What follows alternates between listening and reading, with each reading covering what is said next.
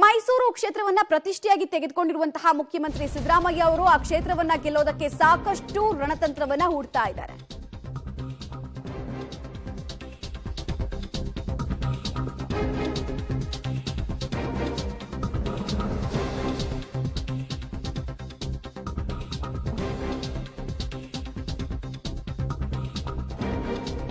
ಮೈಸೂರಿನಲ್ಲಿ ನಡೆದ ಸಭೆಯಲ್ಲಿ ಶಾಸಕರಿಗೆ ಸಿಎಂ ಕೆಲ ಕಿವಿ ಮಾತನ್ನ ಹೇಳಿದ್ದಾರೆ.